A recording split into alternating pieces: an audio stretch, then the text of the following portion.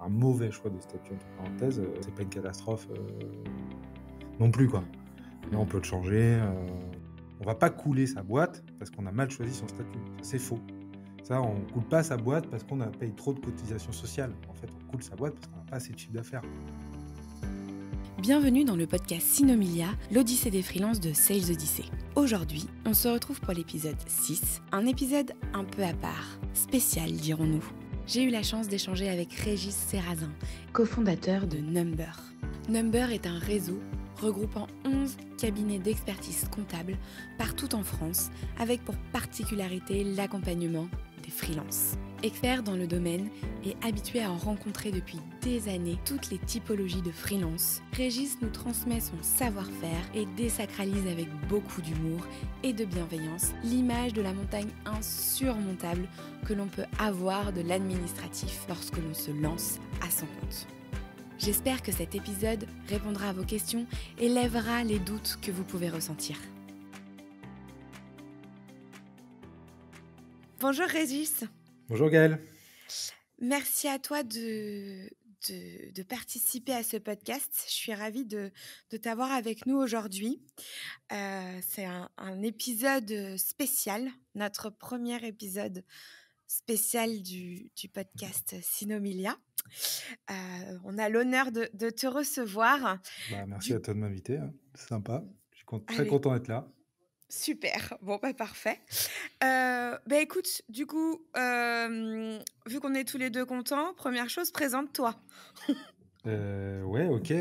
Moi, je suis Régis. J'ai 2 enfants. Je suis papa de 2 enfants. J'ai le bonheur-là, de 6 ans et 3 ans. Et puis, je travaille chez Number, donc, qui est un réseau de cabinets comptables que tu connais un peu, donc, qui est présent dans toute la France, hein, plutôt sur les grandes villes de France, toutes les grandes villes, et on a la particularité d'être très digitalisé parce qu'on a des super outils, tout ça. Et puis, on travaille beaucoup avec les freelances, les consultants, les agences, beaucoup de prestataires B2B, enfin quasi exclusivement prestataires B2B et dont beaucoup de freelance.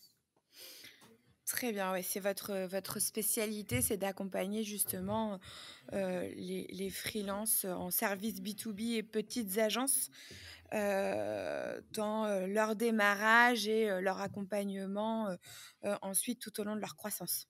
Exactement. C'est la spécialité de maison. Et ça fait combien de temps que tu travailles chez Number ? Je suis pas tout jeune, moi, tu vois. Vous pourrez, chers auditeurs, aller checker la photo de LinkedIn de Régis pour nous donner un avis. J'ai 40 ans, donc bon, ouais, ça fait 8 ans maintenant que je travaille avec Number, ouais. Ok, très bien.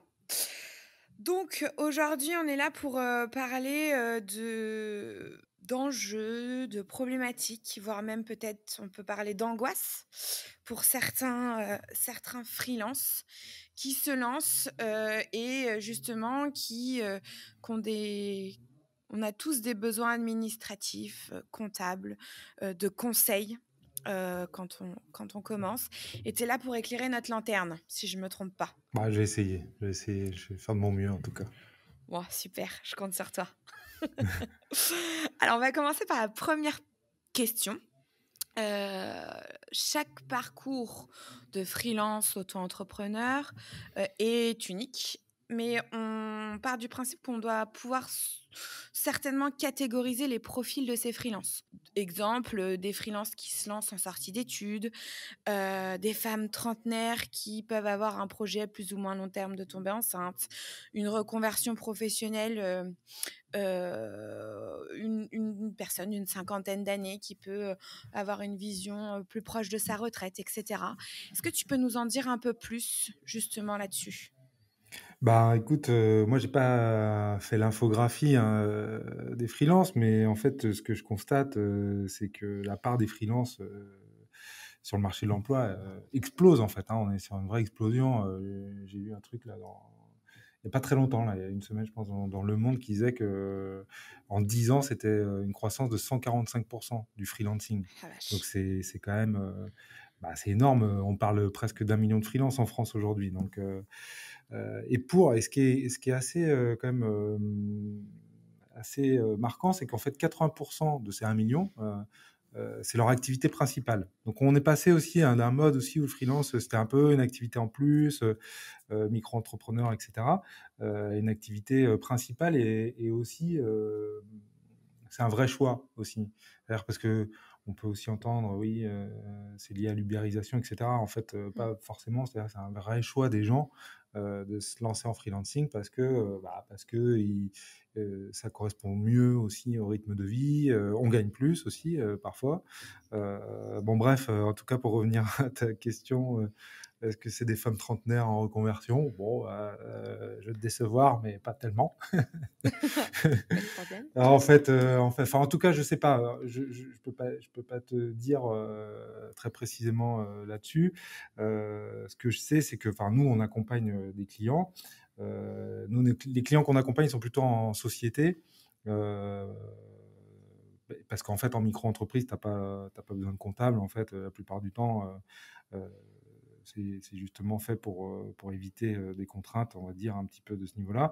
Euh, Après, on pourra y revenir. Est-ce que c'est adapté, pas adapté? Enfin, bon, ça, c'est un autre sujet.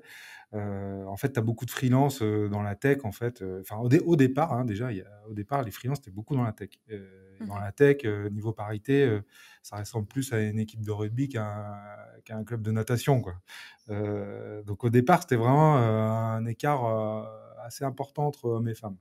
Là, ça tend visiblement à disparaître, enfin à se réduire en tout cas, parce qu'aujourd'hui, tu as 45% des freelances qui sont des femmes. Mhm. Donc, mais c'est assez récent finalement, parce qu'en fait, ça va avec l'ouverture des métiers au freelancing. Aujourd'hui, tu as plein de métiers qui s'ouvrent au freelancing, dans la com, dans le market, dans les RH même. Tu as des coachs, des Ouais. recruteurs, des Des reclasseurs, consultants.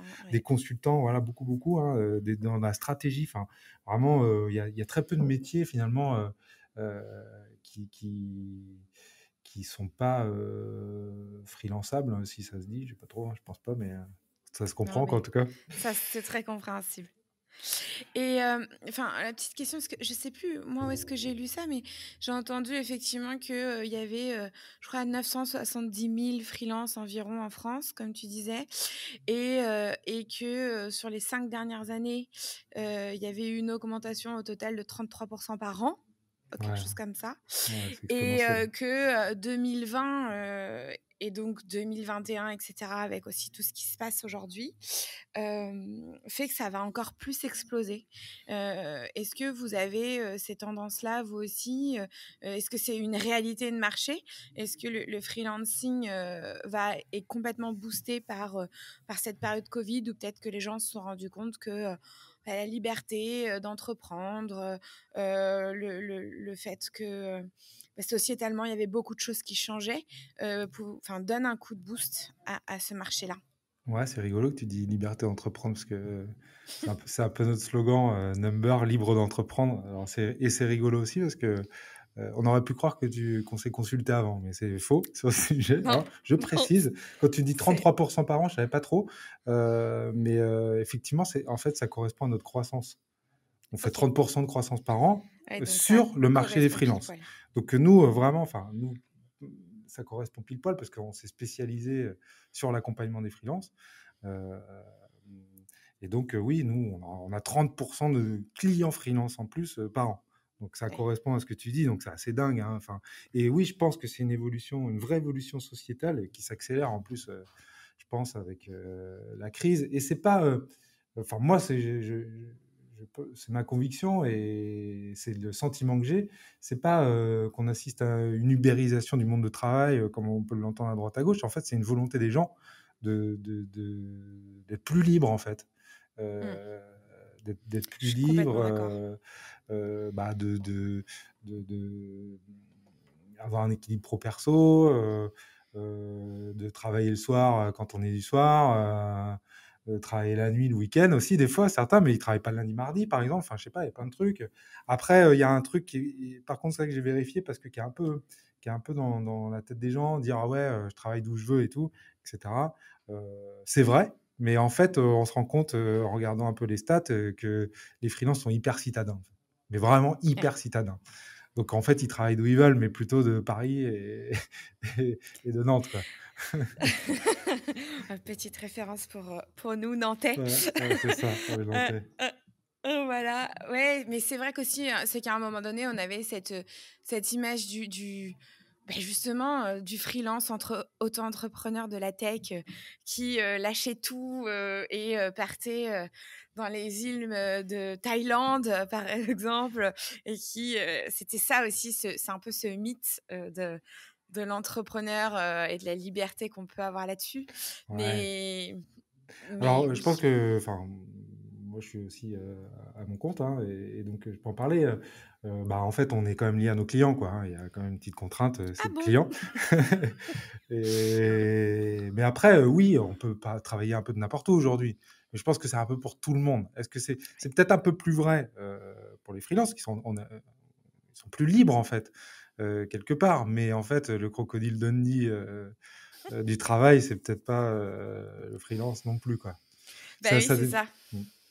C'est comme tu dis, on est là où sont les clients, et pour la plupart du temps, bah, c'est effectivement, en fonction de la typologie, bien sûr, mais la plupart du temps, c'est dans les métropoles Bah, oui, oui, françaises. et puis Mmh. on se rend compte aussi que les free, c'est beaucoup dans le service, hein, quand même, Et bien énormément, sûr. et donc service, c'est beaucoup dans les villes, Mmh. donc ça reste citadin, On est d'accord, on est d'accord, et du coup, quel quel est le conseil que tu donnes à chaque fois, peu importe le profil de freelance que tu as en face de toi, mais aussi quel conseil diffère forcément? Alors, le conseil que je donne à chaque fois, j'en ai pas vraiment, à part le fait de s'asseoir confortablement et de respirer, profondément parce que tout va bien se passer. Voilà, enfin, moi, le conseil que je donne, tu vas dire que je vends un peu ma soupe, mais c'est pas le cas, en fait, c'est de se faire accompagner parce que, en tout cas, sur la partie administrative, comptable et cetera, j'avais lu un truc là, d'un mec, un bouquin, un super bouquin d'ailleurs, qui s'appelle La 25e heure, je sais pas si tu connais? Non. Bah, tiens, je te le conseille, c'est Super. écrit Bah, tu par peux donner, l'auteur aussi pour, ouais, ben, l'auteur, il y en a un qui s'appelle Jérôme Dumont parce que j'ai partagé un article de lui qui disait, donc lui, il a eu plein de boîtes, il a fait pas mal de trucs, c'est un entrepreneur chevronné, comme, d'ailleurs ils ont écrit le bouquin A4, donc c'est plein de petits conseils d'ailleurs pour gagner du temps, des petits outils, des trucs, pour, économiser, son temps et avoir plus de liberté à la fin, hein, donc OK. intéressant, ça nous intéresse tous, donc la 25e heure, et lui, il s'appelle Jérôme Dumont, et on lui pose la question d'ailleurs dans l'article, c'est quoi le meilleur conseil que tu aies donné à un entrepreneur? Il dit, bah, je sais pas, si, bah, trouve-toi un bon comptable. Voilà, et puis, et concentre-toi sur ton métier, quoi. Ouais. Et je crois que c'est un bon conseil, enfin, c'est comme si, enfin, heu, ça peut, c'est après tout le reste, ça diffère, quoi. J'ai pas de conseil type, je pense que justement le conseil, bah, c'est par principe, ça s'adapte à chacun, chacun a une situation un peu différente, même s'il y a des situations qui reviennent, hein. Moi, j'avais peut-être, 7-8, 9, ou 10 situations, qui reviennent assez souvent. Tu peux nous les citer? Bah, je sais pas, Celles qui te marquent le plus en général. Tu es pas obligé de nous citer les bah, 10. celle qui me marque le plus, c'est, voilà, je vais te donner un exemple qui arrive, très souvent, voilà, j'ai bossé, 6-7 ans en tant que salarié dans une boîte, j'ai envie de me reconvertir ou travailler à mon compte un peu dans la même compétence. J'ai des opportunités aussi, c'est un truc, aussi d'opportunité d'entrepreneur, en fait, hein. C'est de l'entrepreneuriat, le freelancing, hein. Je veux dire, Clairement. les entrepreneurs, ils ont cette caractéristique de saisir des opportunités, donc en fait, voilà, ils ont le droit à Pôle emploi, ils sont à Pôle emploi, qu'est-ce que je fais? Heu, voilà, qu'est-ce que ou tiens, parce qu'en fait, quand on se lance quand on crée sa boîte, bon, il y a 2-3 trucs qui changent. On peut plus se contenter d'attendre sa fiche de paye quand même, quoi. Donc, il Ouais. faut savoir facturer, il faut comprendre un petit peu comment ça marche, la fiscalité, les charges sociales, tout ça. Mais tout ça, c'est pas très grave. Donc, le cas souvent qui est fréquent, c'est j'ai travaillé 7-8 ans, je me lance à mon compte, j'étais à Pôle emploi, comment je fais? Comment je fais, quoi? Qu'est-ce que tu me conseilles? Comment je me lance? Euh, Quels outils je dois prendre, comment je vais faire ma TVA, etc. Des trucs un peu qui sont très anxiogènes pour les gens, mais en fait qui sont tellement secondaires. En fait, il faut plus flipper pour les clients, quoi. En fait, c'est ça. C'est moi le conseil que je donne, c'est trouve-toi un bon comptable, sympa, avec des bons outils, pas trop cher, et puis concentre-toi sur tes clients, parce que ça, il faut pas l'oublier, quoi. Tu prêches une convaincue. On parle beaucoup de charge mentale, mais on associe la charge mentale souvent au côté personnel aujourd'hui. Oui. Mais je me suis rendu compte que la charge mentale, quand on était entrepreneur, freelance, et cetera, était aussi très importante. Et effectivement, ce que tu dis, sur le fait de, trouve-toi un bon comptable et voilà, sors-toi ça de la tête, c'est exactement ça. C'est qu'en fait, ça nous permet c'est une charge mentale en moins qui va nous permettre de nous concentrer sur, notre cœur d'activité, notre savoir-faire, notre expertise et en plus, la recherche de business, qui sont essentielles. Exactement, ça me fait penser à un truc là que j'ai dit l'autre jour à un client, bah, tu vois, c'est un bon conseil. Voilà un conseil que j'ai donné. Et en fait, il me disait, mais en fait, ouais, je pourrais faire ma compta moi-même. Je dis, ouais, ouais, bien sûr. Et je lui disais, et moi aussi, enfin, bref, il travaillait, il faisait des sites internet, enfin, un Mmh. mec brillant d'ailleurs, c'était super sympa ce qu'il faisait. Et je lui dis, bah ouais, ouais, carrément, moi aussi j'ai le droit de faire mon site internet. Voilà, Ouais. fin de la, Et fin du truc. Et il dit, ouais, ouais, c'est sûr que le résultat, chacun son truc, quoi, en fait. chacun son Et en métier, fait, ouais. il dit: «Ouais, je peux faire un compta», mais je lui dis: «Tu as quoi à y gagner?» En fait, bah, j'ai à y gagner le prix que ça coûte, quoi. Sauf que si on multiplie, le temps qu'il y passe par son TJM, en fait, C'est exactement ça. plus le risque qu'il prend, plus, le risque de contrôle fiscal, plus les conseils qu'il va pas avoir, qui vont pas lui faire économiser, bon, Mmh. mis ça tout bout à bout, ça va lui coûter, beaucoup plus cher pour un résultat, moins bon, quoi. On est complètement d'accord. D'ailleurs, quels sont du coup parce qu'on parle des éléments clés et de des choses auxquelles, au final, laissez-vous porter, vous entrepreneurs par nous, ce qu'on est capable de faire. Mais quels sont pour toi les éléments administratifs à faire au plus vite afin de pouvoir se lancer, mais se lancer au mieux? Ben, je vais un peu me répéter, tu vois? Enfin, je sais que c'est toujours le truc anxiogène, quoi. Quand on se lance, on se dit: «Putain, ça va être le je vais rentrer sur le ring, je vais voir, la CCI, je vais voir le greffe», que des gros mots, tout ça. Mmh. Je vais faire une annonce légale parce qu'en plus, quand on regarde internet, c'est pire, quoi. C'est comme quand on est malade, quand on regarde Doctissimo. Tu crois que tu vas mourir le lendemain, quoi. Bah, c'est un peu pareil, si tu veux créer sa boîte, si tu regardes internet, en fait, c'est une nébuleuse totale. On va te raconter des trucs, heu, très, juridicaux, fiscalo, jargonneux, quoi, en fait, et en fait, qui ne te concernent pas, en fait. Ça te concerne pas parce qu'en fait, oui, par exemple, une SASU. Par exemple, une SASU, c'est une SAS, une société par action simplifiée. Alors oui, si on regarde, tout le juridique qu'il y a dedans, bah, ça peut être complexe, en fait. Mais en fait, quand on se lance seul à son compte, il y a des complexités un petit peu, enfin des complexités, des choses qu'il faut connaître, mais ça peut être très vite si on a le bon canal, en fait. Ça peut aller très vite si on a le bon canal. Donc en fait, les éléments administratifs, si on est avec la bonne personne, pour vous conseiller là-dessus, ça va très vite. En fait, il faut un nom de boîte, il faut un montant de capital social et puis, une adresse, quoi. Et là, tu Mmh. démarres, facile à obtenir un cabis, quand on le fait faire par un professionnel qui est un peu aguerri, sur le sujet, c'est hyper facile, en fait. Mmh. Faut pas, c'est sûr, si tu vas voir un avocat, de renom, et lui, il va te faire croire que c'est compliqué parce qu'il va te facturer, ça, Et bien sûr. 2 000 € et ça va te prendre 2 mois, mais en fait, c'est facile. Enfin, faut pas mentir aux gens, créer une boîte, c'est pas compliqué quand on a l'habitude, en fait. Ouais, C'est vrai que le cabis, c'est un peu le Graal. On se dit, Eh oui, c'est par l contre, c'est il faut qu'on ait notre cabis, mais il y a cette pression, on se dit, «Comment je vais faire?» Ça paraît une montagne au début ah, d'avoir puis le cabis, ce c'est bout beau, de quoi. papier. C'est la carte d'identité, quoi. C'est ça. C'est un peu, c'est un peu un accouchement, quoi, quelque part. Ouais, non, non, mais clairement, on est d'accord, c'est la notre boîte, qui prend vie, voilà, quelque part. OK, quelles sont donc, autre question, quelles sont les 3 questions clés à se poser avant de choisir son statut? C'est vrai que le statut, c'est toujours nébuleux aussi comme t Mmh. enfin, beaucoup de choses nébuleuses, hein, quand on se lance. Mais alors le statut, au début, c'est on n'y comprend pas grand-chose et je et pareil, tu as raison, quand on cherche sur internet, ça paraît ultra compliqué, quoi. Bah, ouais, ouais, on a l'impression que tout est fait pour que ça paraisse compliqué, quoi. Ouais. Mais c'est pareil, en fait, c'est comme, je sais pas, je tousse un peu, j'ai un peu chaud, je vais voir un peu les symptômes, et puis j'ai mal au coude, je vais voir ça sur internet, ouais, tu peux mourir dans 2 jours. Sauf qu'en vrai, tu pas concerné par, tous ces trucs-là, quoi. Et c'est un peu pareil, c'est-à-dire que, ben, quand on se lance en freelance, on va aller regarder, qu'est-ce que c'est une SAS?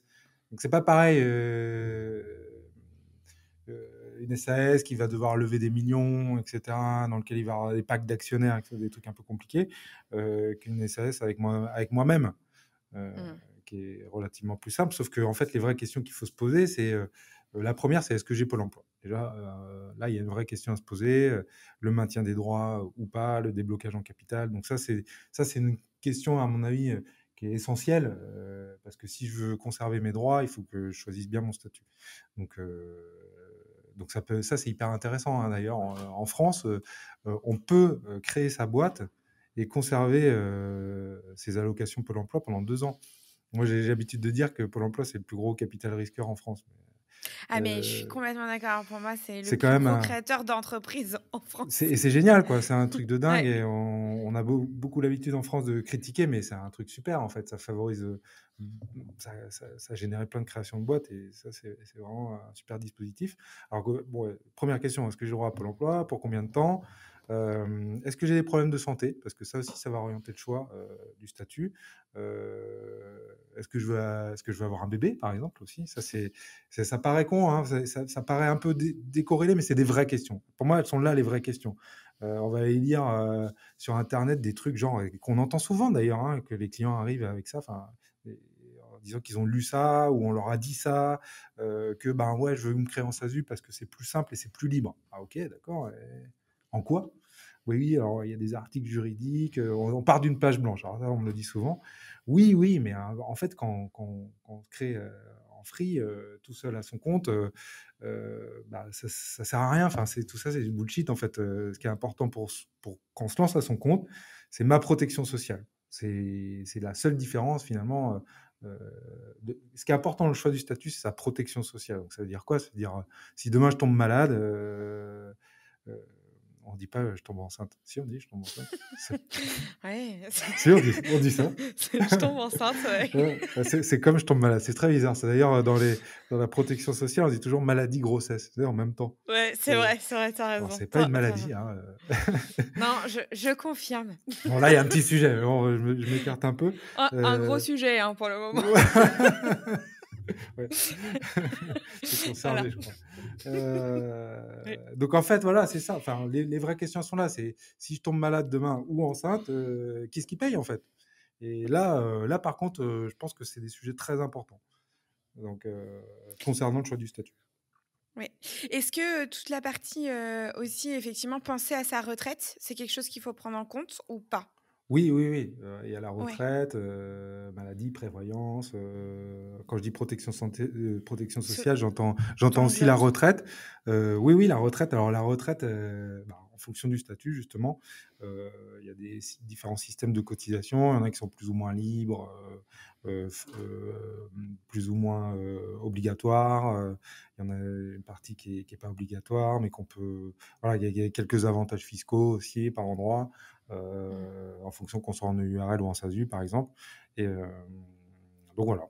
Donc oui, c'est un sujet aussi, la retraite, parce que après, moi j'ai tendance à dire, ça dépend de l'âge qu'on a, hein, forcément. Bien sûr, ouais. Ça dépend où on a cotisé avant, ça dépend où on en est avec ses droits d'ailleurs. Donc ça, c'est pareil, il faut bien s'entourer parce que là-dedans, il y a, il y a à boire à manger, hein. On a affaire à des assureurs, donc, ou des banquiers. Voilà. Voilà, ça c'est fait. Petit message. J'ai des amis qui vont se reconnaître. Ton message n'était pas très subliminal, hein, d'ailleurs, donc Non, non, mais voilà, je veux dire, enfin, il y a des gens plus ou moins compétents, donc, enfin, moi, je trouve que c'est une aberration de vendre une assurance retraite à un freelance ou d'ailleurs à un entrepreneur, sans avoir, fait un audit de sa carrière d'avant, quoi. De savoir où il en est dans sa retraite. On lui vend des produits sans savoir où il en est. Bon, enfin bref, donc c'est bien, voilà, encore une fois, faut être bien entouré, quoi, même OK, là-dessus. c'est très clair. Heu, est-ce que alors tu j'esquisse déjà ta réponse, mais y a-t-il un statut particulier que tu conseilles forcément? Gaël. Tu vas pas Voilà, écouter là. exactement. Voilà, tu vas me Non, dire non, non. mais oui, il y en a pas un que je conseille évidemment, tu as Mmh, compris.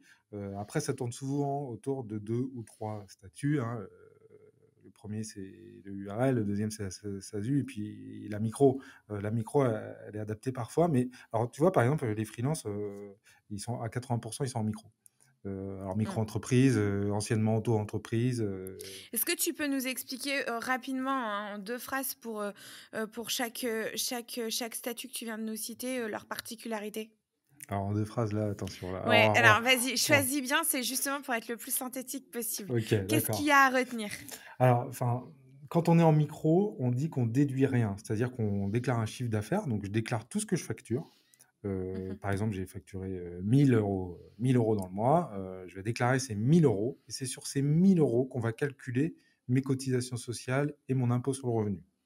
Ça va être la Mmh. base de calcul, c'est mon chiffre d'affaires. Quand je suis en société, donc URL en SASU, on dit que je suis à l'impôt sur les sociétés et mon imposition sur le revenu et mes cotisations sociales, elle va être calculée sur ma rémunération, ce qui est très différent.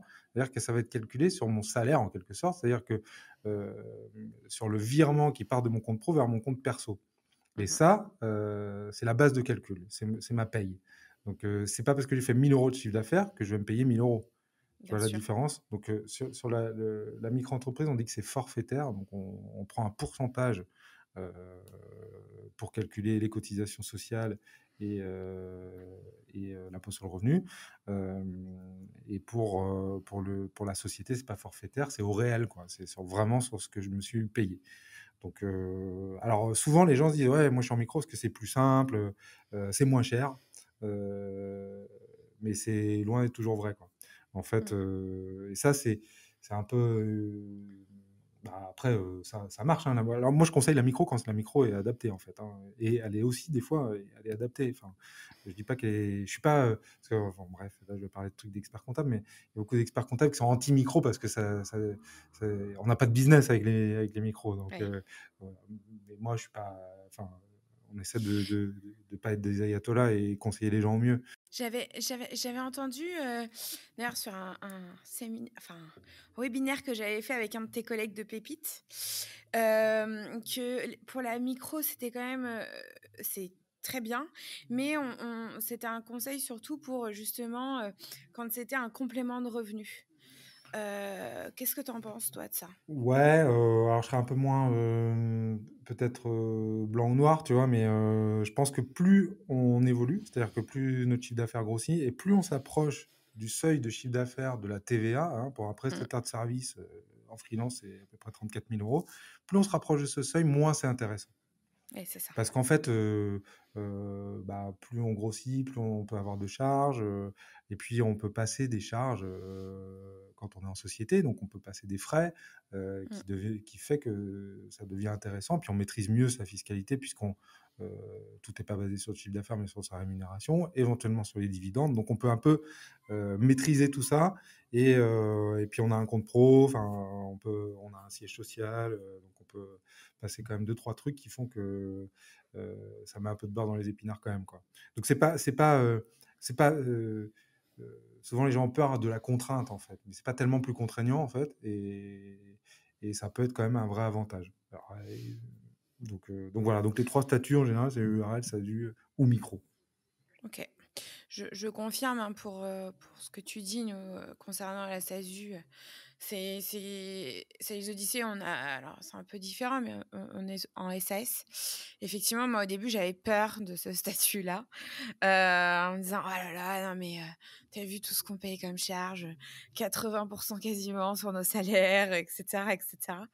Mais au final, c'est très simple. Alors, je dis pas que c'est la solution à tout, mais je confirme, aussi ce que tu dis. Oui, oui, bah, en fait, les charges, les taux de charges paraissent plus importants en société, mais c'est pas sur la même base, en fait. C'est ça, Donc c'est ça. c'est pas Mais ce qui est comparable. c'est difficile à comprendre au début. Oui, oui, c'est sûr que Ouais.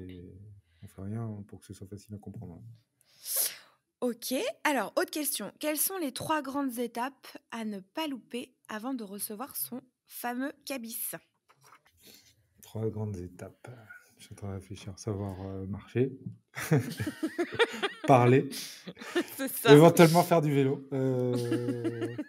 Non, bah, après, ouais, tu me sèches un peu là, mais je verrais bien, bah, enfin, je l'ai dit tout à l'heure, quoi. En fait, il faut un autre son il faut un nom. En fait, il faut la 1re étape, à mon avis, celle-là, elle est hyper importante, il faut avoir des clients. Là, Ouais. non, mais on l'oublie parfois, en fait, avec tout ce choix du statut, c'est compliqué et cetera. Et en fait, non, commence par avoir des clients, quoi. Donc toi, tu conseilles d'avoir déjà des on va dire ou même des pistes, hein, de Oui, clients, avant même d'ouvrir son oui. d'ouvrir Moi, je crois que c'est la meilleure étude de marché, c'est celle-là, en fait, hein, c'est celle OK. qu'on fait, au moins des pistes, enfin, voilà, déjà avoir une offre un peu sérieuse, un peu aboutie, sur laquelle, bah, pour laquelle une offre, à laquelle on croit, quoi, hein. Mais c'est intéressant parce que ça prouve vraiment que ce que tu dis, c'est vrai. C'est que au final, c'est facile et ça peut être rapide, du coup. Parce que d'ouvrir sa société après. Eh Parce que oui. si tu conseilles d'abord d'avoir ses premiers clients, ça veut dire que derrière,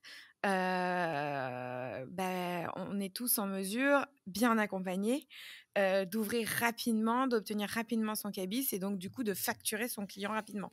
Bah, oui, oui, nous, on peut créer une boîte en 48 heures, hein, Voilà. ça va très vite, hein. On te met, Ouais.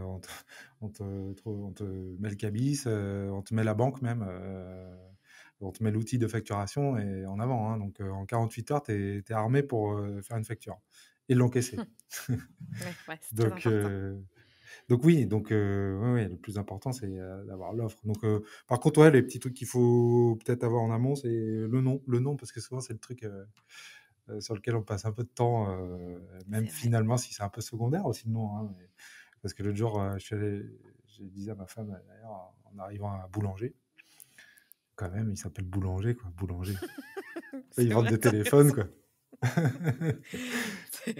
C'est vrai que le nom de marque est un peu, Bon, mais bon, il faut quand même ouais, l'avoir. Il faut avoir une adresse, et un montant de capital social. Alors, en fonction de ce qu'on fait, c'est pareil, c'est pas un gros sujet, hein, mais bon, faut l'avoir en tête, quoi. mais c'est pas un mythe, on peut monter sa boîte avec 1 €. On peut monter sa boîte avec 1 €. Alors ça, c'est pas un mythe. Heu, c'est le montant de capital social minimum. Après, le capital social, c'est un petit truc un peu commercial, quoi. C'est sur le cabis, c'est mis, par exemple, URL, je sais pas quoi, au capital 2. Bon, si on met 1 €, on se tire une balle dans le pied, en fait, quoi.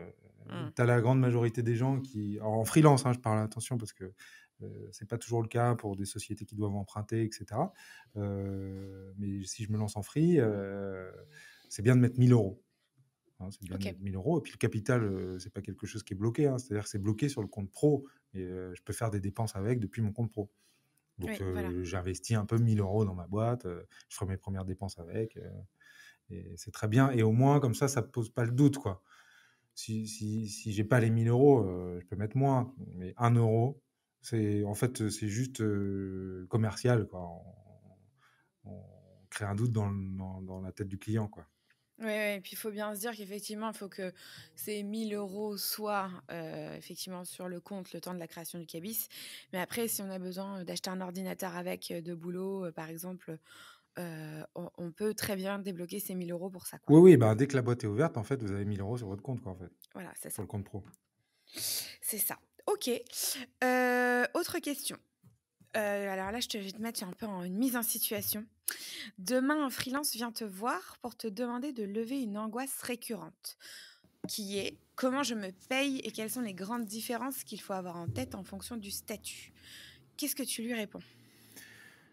De respirer bien fort, bien profondément, de Eh, s'asseoir confortablement. ouais, c'est ça. Respire, fais de la méditation, du yoga, ça va bien se passer, quoi. Non, en fait, se payer, ça a rien à voir avec le choix du statut. En fait, se payer, ça a à voir avec, le fait d'avoir du chiffre d'affaires. Bah, Ouais. donc il faut pas s'angoisser. Alors il y a quand même une petite différence. Alors ça a pas de différence, tu pas de différence entre le fait de la façon dont tu vas te payer, heu, mais par contre, il y a une petite différence entre, tes cotisations sociales. C'est-à-dire que si tu es en EURL, tu vas pas quand tu vas te payer, tu vas pas cotiser aux mêmes caisses que, quand tu es en SASU. C'est-à-dire que quand tu vas te payer et que tu es en EURL, bah, tu vas être, on va dire que tu es TNS, donc tu es travailleur non salarié. Alors là, je vais rentrer dans les Ouais, gros mais c'est mots, très hein. intéressant, Tu es justement. travailleur non salarié et tu vas cotiser, à la sécurité sociale des indépendants, donc qui sont les caisses, pour les indépendants, les commerçants, les artisans. Et quand tu es en SASU, tu vas cotiser aux caisses des salariés. Alors on va dire que, tu es assimilé salarié, parce qu'en fait, tu es un chef d'entreprise quand même qui cotise aux mêmes caisses que les salariés, sauf, Le à Pôle chômage. sauf au chômage. Donc, et puis tu pas un salarié au sens de convention collective, quoi. Tu pas les 35 heures, tu pas le SMIC, tu pas les congés payés, tout ça, quoi. Tu es bien un chef d'entreprise. Donc, hem, c'est ça la différence. Quand on se paye, d'un côté, on cotise, aux caisses des TNS et de l'autre côté, aux caisses des salariés. Alors on me dit souvent: «Oui, c'est quoi, le plus avantageux?» Bah, ça dépend. Encore une Mmh. fois, il y a pas de réponse toute faite. Hem, ça dépend de nos situations et de nos projets et On donc, en revient toujours au final au même, ça dépend de la situation, de chacun, en fait. ouais, ça dépend aussi de ce qu'on veut aussi, il y a des avantages et des inconvénients des 2 côtés, donc, et puis ça dépend aussi du moment de la boîte. C'est-à-dire qu'on peut très bien créer en SAS comme tu as fait toi et demain, transformer en SARL parce que la situation a Oui, changé.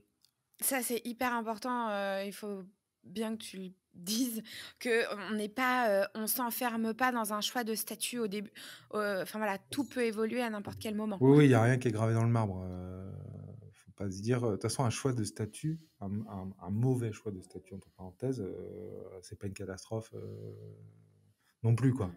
Là, on Mmh. peut le changer, et on va pas perdre, des centaines de milliers d'euros, parce qu'on a même ou alors on va c'est pire. Bon, ça c'est un truc que j'ai beaucoup, j'ai déjà vu. On va pas couler sa boîte parce qu'on a mal choisi son statut. Ça, c'est faux. Ça, on coule pas sa boîte parce qu'on a payé trop de cotisations sociales. En fait, on coule sa boîte parce qu'on n'a pas assez de chiffre d'affaires. Toujours Mmh. pareil, en fait, hein, j'en reviens, mais, heu, si je peux pas payer mes cotisations sociales, en fait, c'est que j'ai pas assez d'argent, en fait, mais c'est pas de la faute, des caisses non plus, quoi. Enfin, c'était prévu dans le deal, quoi, au départ. Donc, Eh oui, si j'ai pas assez d'argent, c'est parce que j'ai pas assez rentré de chiffre d'affaires, en fait. oui. Mmh. Donc, Tu touches un point, qui est sensible, mais tu as complètement raison.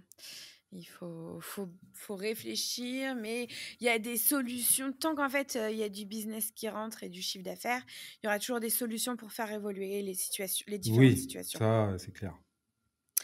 OK. Autre question. Alors, il y a une des grosses inconnues lorsqu'on se lance est de bien comprendre quelles sont, justement, on en a parlé un petit peu, les protections sociales auxquelles on peut avoir le droit. Et peux-tu nous expliquer quelles sont les grandes différences en fonction des statuts et quels conseils donnes-tu à chaque fois? Alors là, oui, là, tu vois, là, vraie question, quoi. La protection sociale, en fait, c'est la seule Ouais, quasiment. En fait, quand je choisis un statut, c'est la seule. C'est enfin, eh oui. en tout cas, en tant que freelance, hein, je Mmh. répète ça, Parce que c'est pas. Il y aura toujours un gars qui va arriver pour dire le contraire. Ouais, mais la SAS, c'est plus flexible, pacte d'actionnaires. Oui, mais en fait, pas pour les freelances. Ouais. Donc, alors là, enfin, par contre, là, oui, la question de la protection sociale, c'est un peu c'est presque l'unique question qu'on doit se poser avant de choisir le statut, quoi. Donc la prévoyance, donc qu'est-ce qui se passe si, enfin la prévoyance c'est jamais marrant, hein. Vaut mieux pas avoir l'activé quoi en fait le truc, mais bon, faut quand même y penser parce qu'il Mais il faut faut y pas, penser, ouais. faut penser aux gens à côté de toi quoi. Là c'est la mutuelle de la famille et la retraite hein, en gros quoi. Donc en fait les grosses différences, ben je viens de les expliquer, hein, c'est quand on est TNS, on cotise aux caisses des indépendants. Et quand on est au SASU, quand on est en SASU, on cotise aux caisses des cadres, caisses des salariés et des caisses des cadres. Donc ça coûte un peu cher quand même, un peu plus cher en tout cas que quand on est TNS. Après, c'est pas tout à fait les mêmes fonctionnements. Quand on est TNS, on a quelques avantages parce qu'on peut prendre on peut faire appel à des assurances facultatives pour la base, si tu veux, pour t'expliquer, quand on est en EURL ou en SARL et qu'on est TNS, c'est pas très cher en fait, la protection D'accord. sociale. Et le rapport, on va dire, qualité-prix est pas trop mauvais, quoi. Ok. Dit comme ça fait pas rêver, Non, non, euh, mais mais en complément, on peut prendre des assurances facultatives. Donc, on peut avoir un peu une protection sociale, un peu à sur la mesure. carte. À la Ouais. carte, exactement. Quand on est en Ok. SAS, c'est un peu plus compliqué parce qu'on paye un forfait assez cher, obligatoire, parce qu'en fait, on cotise aux caisses des cadres. Euh, donc, c'est plus cher. C'est plus cher. Après, ça couvre un peu mieux, mais pas tellement, en fait. Mais parfois, ça peut être intéressant pour d'autres raisons d'être en SAS. Je ne vais pas vous dévoiler tous mes petits secrets parce que Oh, allez, Régis. non, non, mais ça dépend. En fait, enfin, cotiser à la caisse des cadres, ça peut être intéressant pour X raisons, parce qu'on cotise plus à la retraite, on est proche de la retraite, et puis on a Pôle emploi, enfin, Hmm. ou aussi on a des soucis de santé, enfin, il y a beaucoup de sujets. Ok. Ça marche. On a pensé aussi que d'autres questions peuvent apparaître sur la thématique du statut fiscal. Pour le coup, ça c'est quelque chose qui est hyper nébuleux, hein, le statut fiscal, quand on n'y connaît rien en plus. Et que réponds-tu à un freelance qui te demande comment il doit payer ses impôts? Bah, comme tout le monde, cher ami freelance. Il doit les payer. Ça c'est sûr et certain. Voilà. Alors, en fait, ben, quand on a une boîte, hein, alors, surtout si on n'est pas en micro, enfin, quand on est en micro, c'est quand même encore assez simple, hein, c'est calculé sur le chiffre d'affaires et c'est forfaitaire. Donc, c'est 2% du chiffre d'affaires, ça paye son impôt sur le revenu. Ok. Alors, il y a des conditions d'éligibilité et après, sinon, il y a un abattement fiscal, donc encore un gros mot, mais c'est assez simple, hein. En fait, il y a 34% d'abattement, ça veut dire que 66% de ton chiffre d'affaires correspond à ton revenu imposable. Donc on voit que c'est un forfait, quoi. Que ce soit ton revenu ou pas, d'ailleurs. C'est pour ça que c'est plus ou moins intéressant d'être en micro. Quand c'est pas ton revenu et que ton revenu il est de moins de 66%, bah c'est pas intéressant en fait. Hmm. Euh, donc voilà. Alors après, quand on a une société, elle est à l'impôt sur les sociétés. Donc on dit qu'on crée une personne morale. Donc on crée une autre personne en fait, hein. C'est pour ça tout à l'heure on a parlé d'accouchement et finalement c'est pas mal. C'est vrai. Euh, C'est une belle image. donc on crée une autre personne, une petite personne avec son cabis, qui va être imposée à l'impôt sur les sociétés. Donc l'impôt sur les sociétés, c'est calculé sur le bénéfice. On dit aussi impôt sur le bénéfice, qui est de 15% sur la tranche en dessous de 38 120 euros et 26,5% sur la tranche au-dessus. Donc ça, c'est pour la personne morale. Donc la personne morale, elle paye son impôt sur les sociétés et la personne physique, elle paye son impôt sur le revenu. Donc moi, personne physique, je paye mon impôt sur le revenu sur la base de ma paye, en fait, de ma rémunération.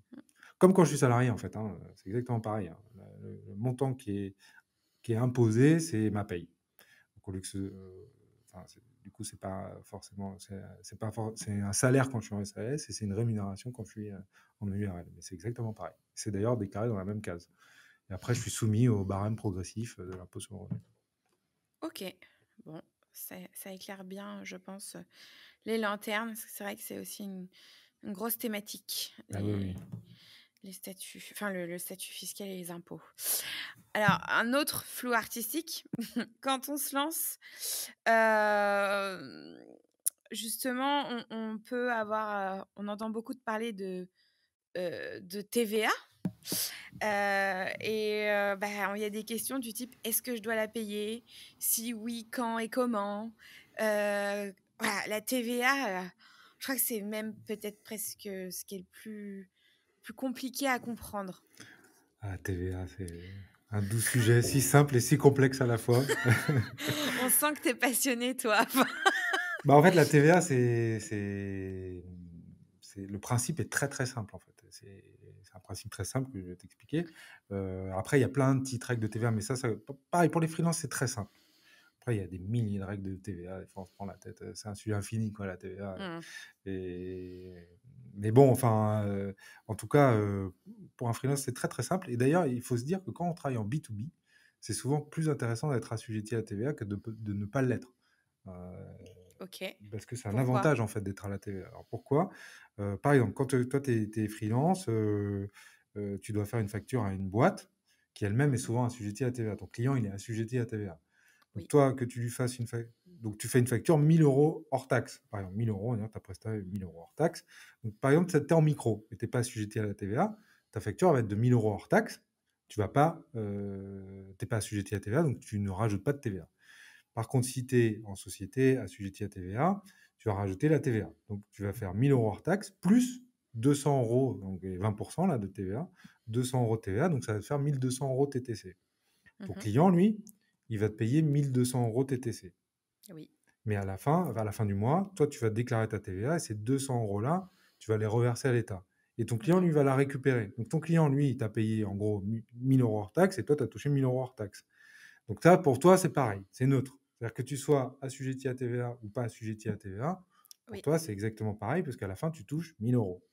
Mmh. Mais si tu es assujetti à la TVA, donc pour ton client, c'est neutre, pour toi, c'est neutre. L'avantage que tu vas avoir, c'est que sur tes achats, tu vas pouvoir déduire de la TVA.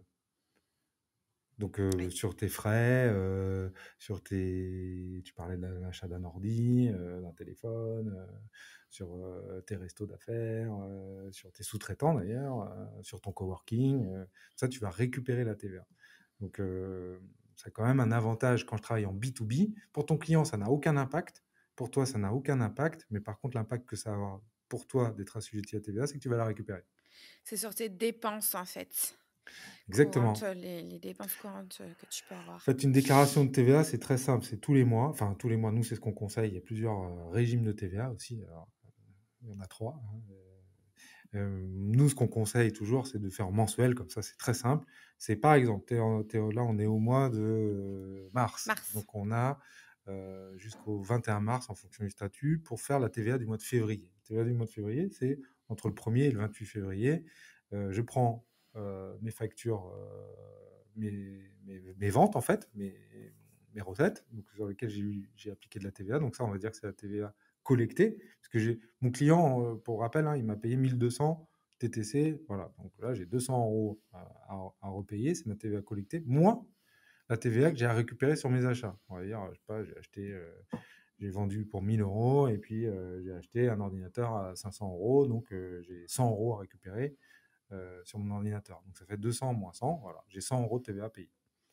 On peut être en crédit de TVA aussi. C'est-à-dire que en fait, si j'ai fait plus de dépenses que d'achats, c'est l'État qui me doit de l'argent. Ça, c'est pas bon signe. Bah, si tu es toujours en crédit TVA, ouais, à la fin, à la fin, à la fin, c'est pas foufou, quoi. Quand il faut se dire, quand l'État nous doit de l'argent, c'est jamais très bon Ah, c'est tos. jamais très bon. C'est jamais très bon. Faut se poser des questions, hein. Ouais, c'est ça. Non, mais c'est très clair. C'est pour ça qu'il faut pas hésiter, à parler aussi en hors taxe, Oui, quand bah on est voilà, assujetti à exactement. la TVA, ça évite, je pense, des gros micmacs et puis la plupart des entreprises parlent en hors taxe, donc Non, mais la TTC n'existe pas. la grande morale de l'histoire, c'est ça. C'est exactement ce que tu dis, c'est qu'il faut raisonner en hors taxe. Et aussi, l'autre petite morale, peut-être, c'est que la TVA, ça peut être un avantage. Mmh. Et Ouais. souvent, on pense que c'est la galère. Et en fait, bon, quand tu sais que tu récupères 20% sur ton ordi, bon, Ouais, c'est sûr que c'est pas négligeable. On peut exactement. pas. Non, on est d'accord. Ok, on arrive quasiment à la fin. C'est la dernière question, Oh, Régis. déjà. Ah, Euh, ouais, là, c'est bientôt fini. Alors, il y a souvent deux écoles. Les freelances qui font eux-mêmes leur compta avec des outils et ceux qui se font accompagner. Alors, je vais te demander d'être impartial, s'il te plaît. Complètement. Je suis impartial. Tu es nul. Voilà. Quels sont les avantages et les inconvénients de chaque situation pour toi?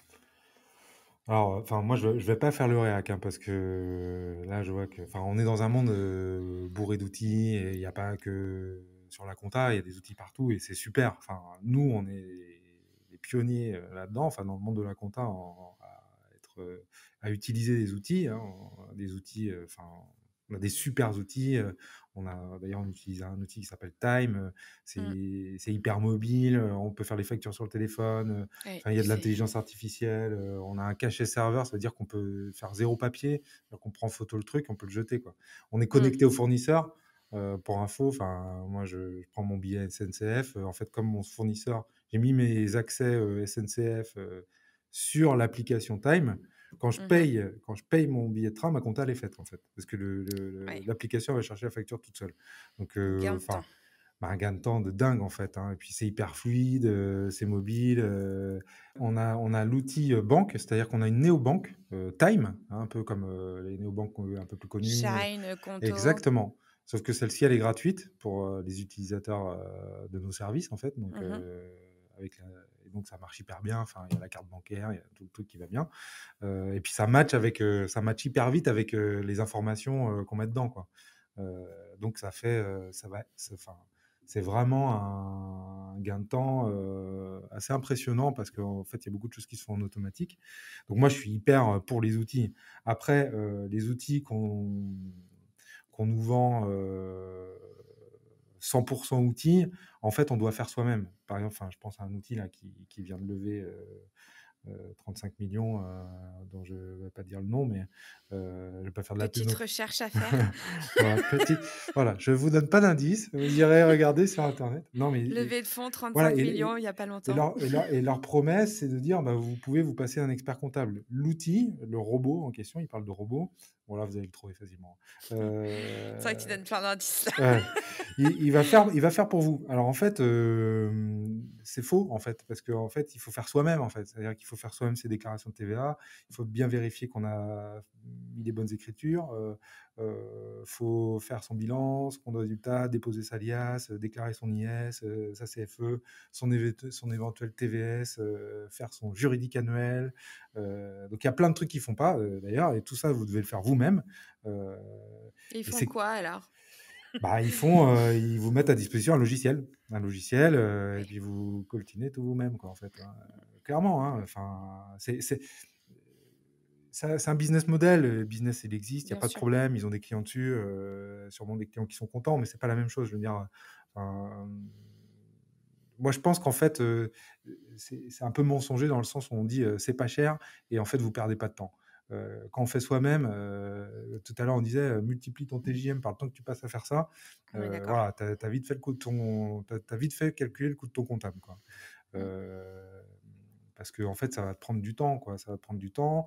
Tu as le risque de mal faire. Donc, tu es responsable, hein, en fait. Hein. Tu n'as pas de signature d'expert comptable, etc. Donc, tu te plantes, c'est pour ta pomme. Tu as un contrôle fiscal, c'est pour ta pomme. Euh, voilà, enfin. Et puis après, il y a les exemples de ceux qui font maison aussi. Alors là, je rigole un peu parce que tu me vois sourire, mais j'ai quelques exemples en tête. Ouais, c'est pas compliqué, je vais le faire moi-même. Et là, alors nous, on rigole après, quoi. C'est comme si moi, je disais, bon, attends, mon site internet, c'est pas compliqué, je vais le faire moi-même. Voilà. Mm.